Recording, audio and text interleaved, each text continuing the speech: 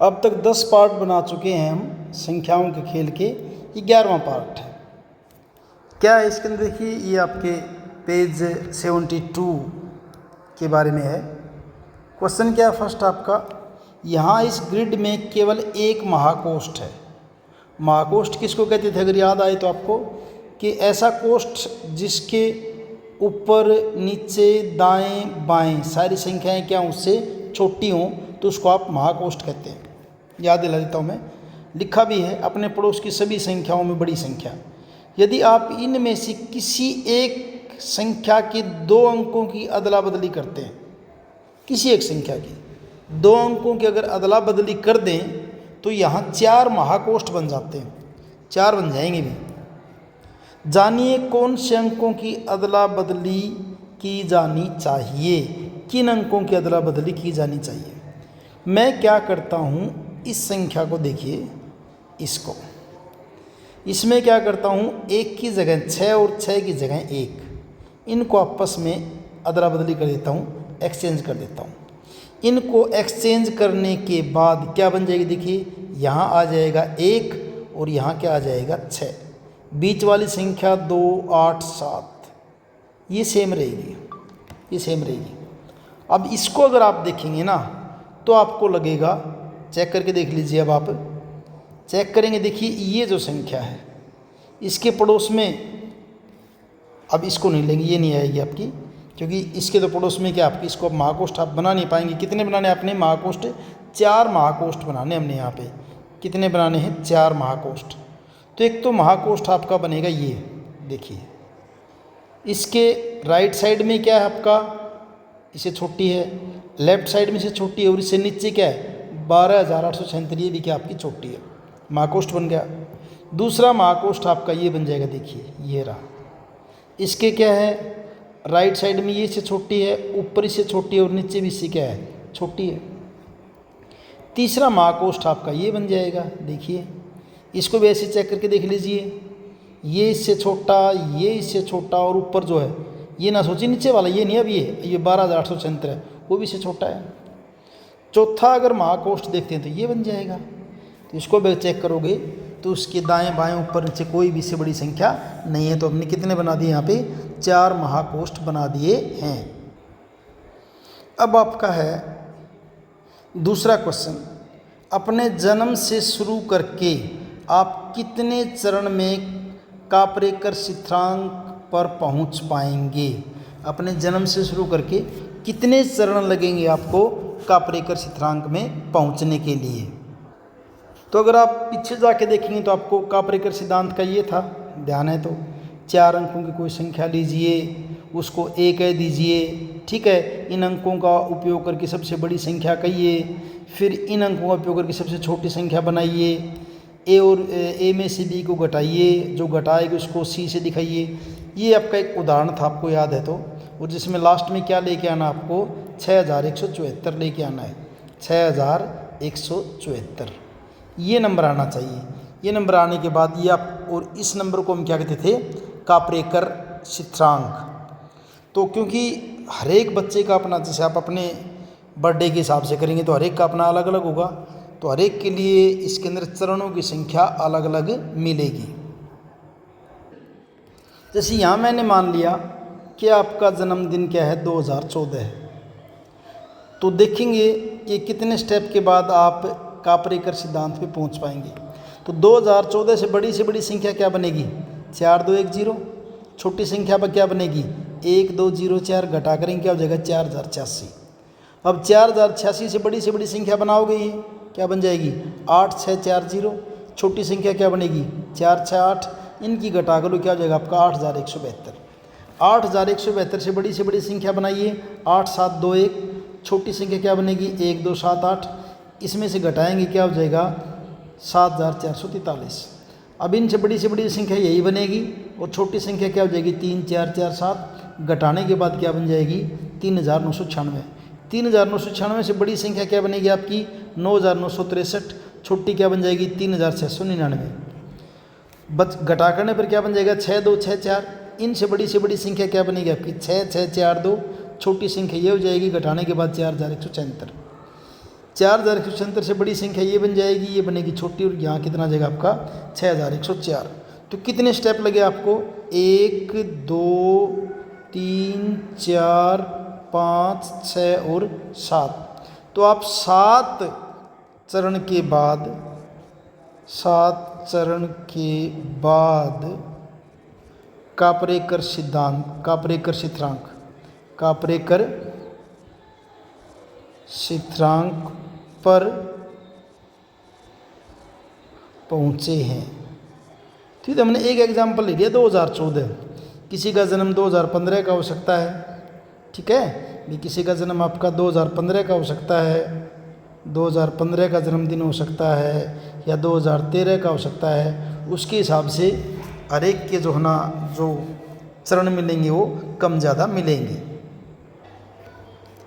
तीसरा प्रश्न, हम 35,000 और 75,000 के बीच 5 अंकों की संख्याओं का वह समूह है जिसके सभी अंक विषम है, यानी सारे अंक विषम होने चाहिए, यानी कि 1 3 5 7 9 ये अंक होने चाहिए, 1 3 5 7 9। हमारे समूह की सबसे बड़ी संख्या कौन सी होगी और हमारे समूह की सबसे छोटी संख्या कौन सी होगी? हम में से कौन सी संख्या 50,000 के अत्यधिक निकट है? तो पहले तो सबसे बड़ी संख्या देखिए, करेंगे क्या इसके अंदर, जो आपके विषम संख्या है इसके अंदर कौन कौन सी बनेंगी आपकी? 1 3 5 7 और 9। संख्या आपने कहाँ से कहाँ लेनी है? 35,000 से लेकर 75,000 तक। तो देखिए, अगर यहाँ देखें तो इन नंबरों से आपकी छोटी से छोटी जो संख्या क्या बन सकती है?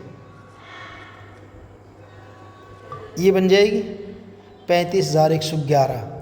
ये बनेगी आपकी छोटी से छोटी संख्या, ये बनेगी आपकी छोटी से छोटी संख्या 35,111 सबसे छोटी संख्या। तो ये तो किसका आंसर बताया? हमारे समूह के सबसे छोटी संख्या ये हो जाएगी भी, छोटी संख्या, या फिर क्या हो जाएगी? सबसे छोटी, सबसे छोटी। ठीक है, फिर सबसे बड़ी संख्या अगर बताना चाहें तो देखिए, सबसे बड़ी आप 9 तो ले नहीं सकते, पहला अंक आप इनमें से लेना भाई, 1 3 5 7 9। 9 को तो पहला ले नहीं सकते, 9 लेते तो 90 से ऊपर कुछ बनेगा, तो पहला अंक क्या हम ले लेंगे? 7 ले लेंगे। पहला अंक ले लिया 7। उसके बाद अगला अंक अगर आप 5 लेंगे तो 75,000 से बड़ी हो जाएगी, आप 5 भी नहीं ले सकते।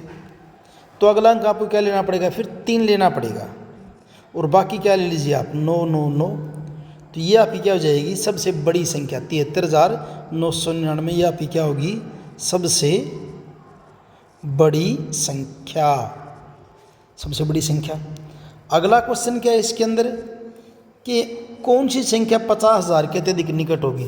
विषम भी होनी चाहिए, संख्या आपकी विषम भी होनी चाहिए और 50,000 के निकट भी होनी चाहिए।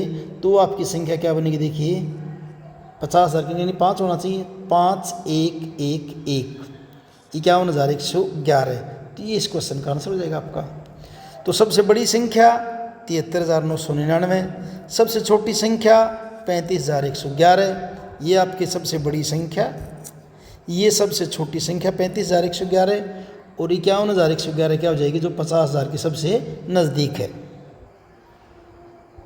अगला जो क्वेश्चन है क्या, देखिए, आकलन कीजिए कि आपको वर्ष में सप्ताहांतों यानी कि वीकेंड्स यानी कि संडे, त्योहारों और छुट्टियों को मिलाकर कुल कितनी छुट्टियां मिलती हैं? अब अपनी छुट्टियों की सही संख्या का पता लगाइए और देखिए कि सही संख्या और आपका आकलन कितना समीप है। अगर आप वैसे ही आइडिया लगाएंगे तो मान लीजिए आपने आइडिया लगा लिया, ऐसे आइडिया यानी कि आकलन सप्ताहांतों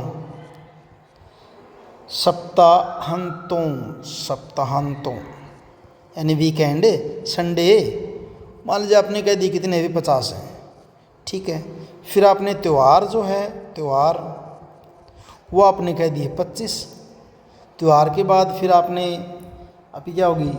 त्यौहार हो गए। फिर छुट्टियां, और छुट्टियों जो छुट्टियां पड़ती हैं आपकी गर्मियों की, सर्दियों की, वो मान लीजिए आपने कितनी कर दी हैं? 50 कर दी हैं। तो कुल कितनी हो जाएंगे आपकी? ये कुल हो जाएंगे भाई ये 5 5 5 10 2 12 125 हुई आपकी। अब एग्जैक्ट ये तो थी ऐसे ही हमने आइडिया लगा के, फिर आपने एग्जैक्ट जब कैलकुलेशन की तो जो संडे हैं आपके, रविवार या सप्तांत जो हैं, वो आपकी कितने आएंगे, 52 आएंगे, 52 आएंगे 365 को 7 से भाग करके। फिर त्यौहार देखा आपने, कैलेंडर वगैरह से चेक करके देखा तो त्यौहार आपको मिले 20। फिर छुट्टियां जो है आपकी और जो गर्मी और सर्दी की छुट्टियां जो है, उनको जब आपने चेक किया तो वो छुट्टियां मिली आपको जो है 50 मिली मान लीजिए, और अन्य कुछ और मिल गई आपकी छुट्टियां, वो और हमने चेक करी कितनी होगी आपकी 3। तो इनको सबको जब जोड़ के देखा तो 2 और 3 5, और 5 और 2 7 और 5 12। देखिए हम तो बिल्कुल करीब पहुंच गए, करीब क्या बिल्कुल एक जैसा ही आ गया है। तो कोई ज़रूरी नहीं है कि आपका सेम आए, तो बाई चांस सेम आ गया है को तो ये ज़रूरी नहीं है आपका सेम आए। तो आप इस क्वेश्चन को इस ढंग से कर सकते हैं। इंटरेस्टिंग, बस जोड़ घटा करके देखना है ताकि आपको ये पता चले कि आपको आकलन, अंदाज़ा कैसे लगाना है, उसके बारे में पता करना है।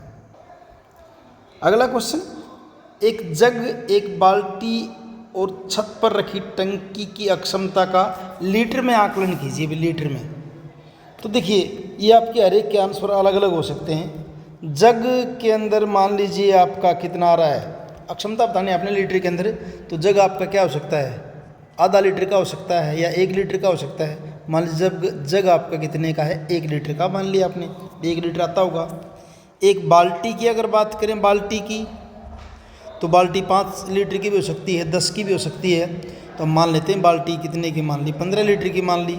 बाल्टी 10 छोटी बड़ी बाल्टी, तो डिपेंड करता है कैसी बाल्टी है, 15 लीटर। फिर जो आपकी जो पानी की टंकी है, ऊपर छत के ऊपर रखी टंकी जो है, उस टंकी के अंदर भी क्या हो सकता है आपका 500 लीटर से लेके, छोटी है तो बिल्कुल 500 लीटर, वरना तो ये कहाँ तक हो सकती है आपकी 5000 6000 लीटर तक हो सकती है। तो आपने आकलन, आइडिया बताना है, एग्जैक्ट का कोई चक्कर नहीं है, अंदाज़ा लगा के बताने के अंदर कितना इनकी क्षमता हो सकती है। अगला क्वेश्चन क्या है, वो आपका एक 5 अंकों की संख्या, एक 3 अंकों की संख्या, एक 5 अंकों की संख्या तथा 2 3 अंकों की संख्या, 2 3 अंक की होनी चाहिए, इस प्रकार लिखी कि उनका योगफल कितना आए 18,670। अपनी मर्जी से लिख सकते हैं। तो मान लीजिए 5 अंकों की संख्या लिख ली हमने 18,000, ठीक है। फिर 3 अंक की एक संख्या लिख ली हमने 500, और एक और हमने क्या लिख ली 170 लिख ली। इनको सबको जोड़ेंगे तो क्या हो जाएगा आपका 18,670। इनके अलावा आप और भी बहुत सारे लिख सकते हैं, कोई ज़रूरी नहीं कि आप यही लिखें, तो ये आपका आंसर हो जाएगा इसका छोटा सा। 7वां क्वेश्चन देखिए, 210 से 390, कहाँ से कहाँ 210 से 390 के बीच एक संख्या चुनिए। मैं यहाँ लिख देता हूँ कहाँ से कहाँ चुनिए आपने, 210 से लेकर 390 तक, इनके बीच में संख्या आपने लेके आनी है। इनके बीच में एक संख्या चुनिए। अनुच्छेद 3.9 में दिए गए संख्या पैटर्न के समान एक पैटर्न बनाइए जिसमें चुनी हुई संख्या का योगफल मिल जाए, आपको वो योगफल मिल जाए। कहाँ क्या लेना आपने, 210 और 390 के बीच एक संख्या चुननी है, ठीक है। संख्या पैटर्न में एक पैटर्न निर्मित कीजिए जिसमें चुनी संख्या योगफल हो, चुनी संख्या क्या आपका योगफल आ जाए।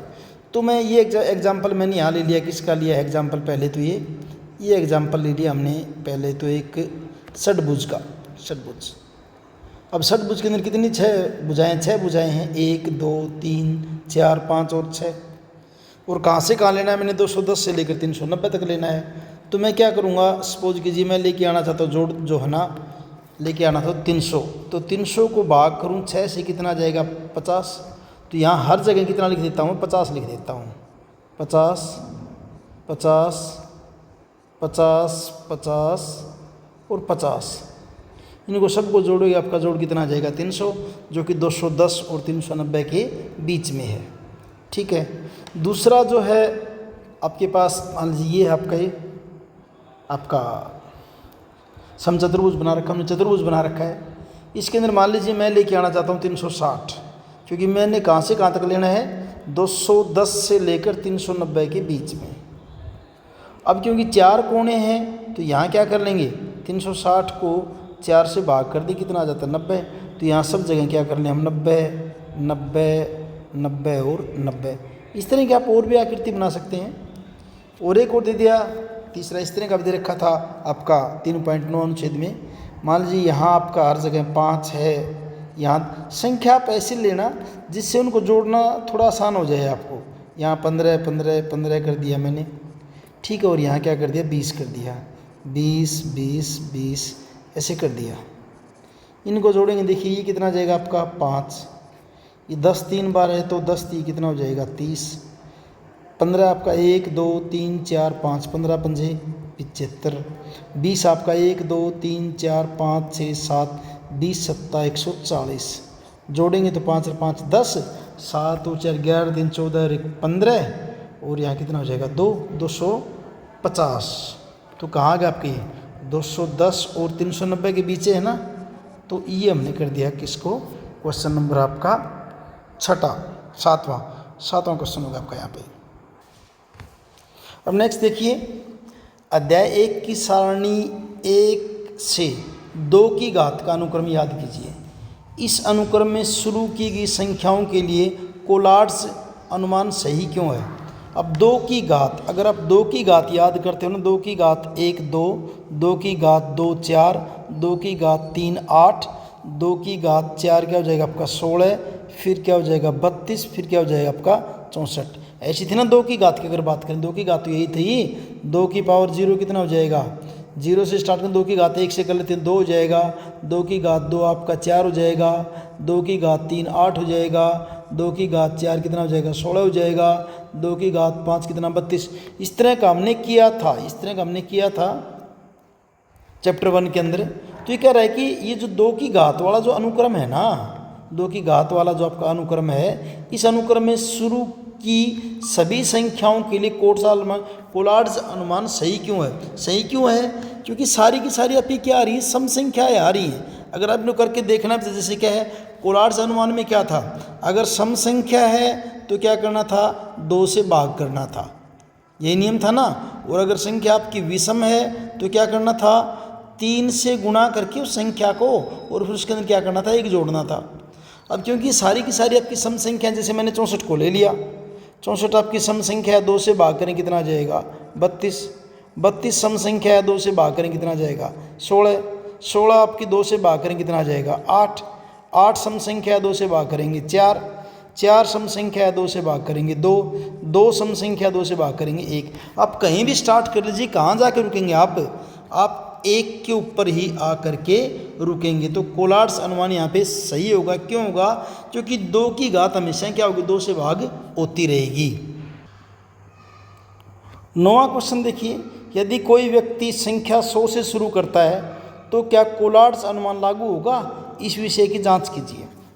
थोड़ा लंबा बनेगा, चलिए करके देखते हैं। कहाँ से स्टार्ट करना है, 100 से शुरू करना आपने।